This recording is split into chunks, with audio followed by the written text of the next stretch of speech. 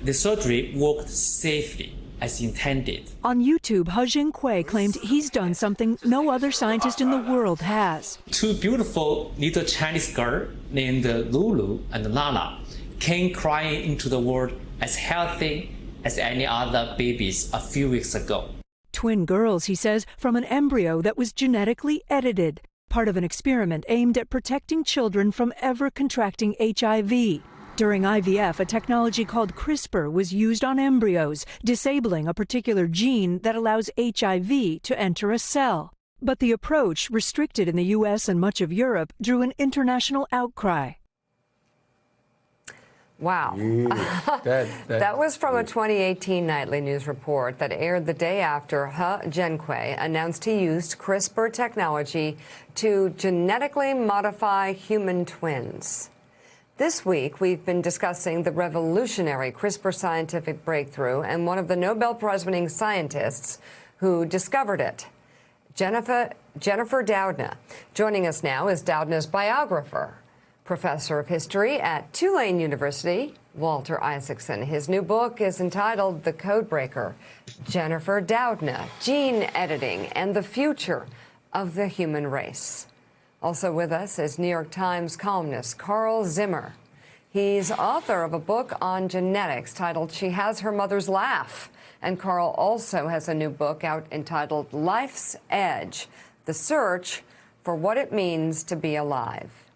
And Walter, I'll start with you. What are the questions this technology is putting out there, given that it can be done? Well, when the Chinese scientists decided to make inheritable edits in an embryo, which means it'll be part of the human species forever, we all were a bit appalled. We all recoiled. But after the coronavirus pandemic, you know, what he did was try to eliminate a receptor that makes us susceptible to viruses. I still think it's bad. It was a sloppy experiment. It was premature. But we have to open our minds a bit to what are we going to do as a species in order to protect ourselves. Bacteria for 1 billion years have been using CRISPR to fight viruses, and now maybe we're going to have to. So I think we have to ask the questions, what would we use gene editing to do? Maybe make us healthier, stop sickle cell anemia, cystic fibrosis, diseases like that. Where would we draw the line? Well, one place to draw the line is let's not do inheritable edits for a long time until we're sure they're safe. Another place is let's not let the rich just buy better genes for their children.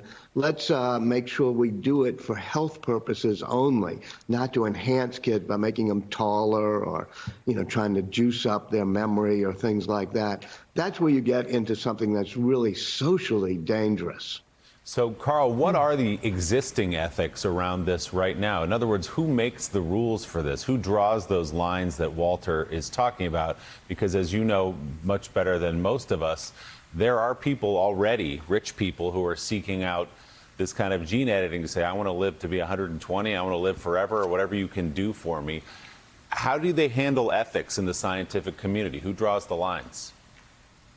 Well, the scientific community is trying to put forward some standards, but it really comes down to what are the governments going to do, and it's really a patchwork. You know, there are some countries that, for example, completely prohibit this tinkering with the germline. There are some countries that don't really have any policies at all, and so even if one country does a good job of controlling this, those rich people you mentioned, they could just fly to another country and get their treatment wherever they want.